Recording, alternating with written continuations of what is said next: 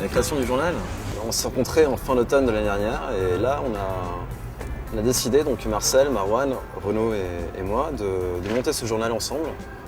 Et donc on a une multitude de caractères assez différents et assez prononcés et on avait quand même la même volonté de produire, de créer un projet, un journal.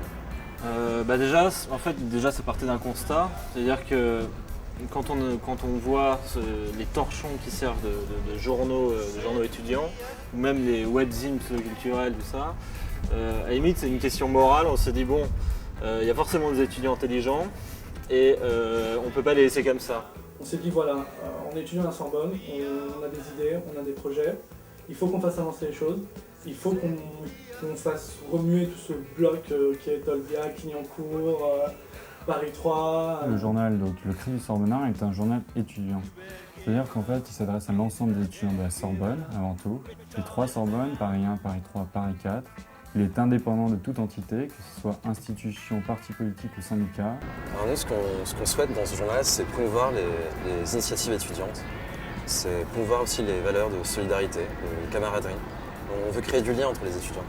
Mais au-delà de ça, ce qui vraiment nous guide, c'est le sentiment de devoir lutter contre les prénotions de la pensée unique. Et ainsi, nous, c'est avant tout dire non, finalement, à cette pensée pour avoir une plus grande démocratie étudiante.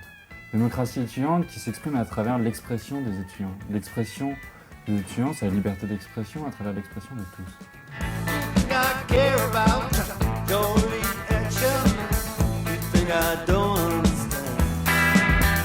On a des choses à dire, on a un point de vue à donner, on a une réflexion, un argumentaire. Donc voilà, on n'est pas des jeunes cons tout simplement, mais on a des choses à dire.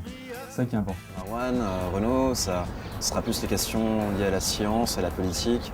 Marcel, lui, ce sera plus dans le domaine de l'analyse. Et c'est vrai que moi, j'ai une petite préférence pour les domaines de l'histoire, de la poésie, de la littérature. Puisqu'on a des poèmes, on a des romans feuilletons. Donc voilà, c'est qu'on n'a même pas la place pour les sudoku. C'est-à-dire nous, on garde un côté léger, même si on parle de sujets graves, on parle de politique, société, de religion, un peu tout.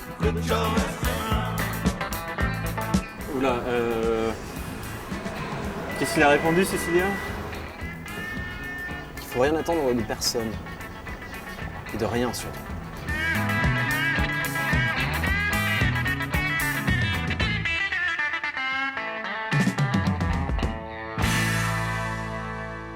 Eh bien, si vous êtes étudiant ici à la Sorbonne, vous êtes étudiant ailleurs, que vous avez envie vous aussi de vous impliquer dans un projet étudiant, de présenter des idées, de faire de la pub pour une association, un groupe, des artistes, ou tout simplement vous avez envie de faire bouger les choses, eh ben, envoyez-nous un mail, envoyez-nous un article, prenez contact, écrivez-nous et après on se rencontre et on voit ce qu'on peut faire.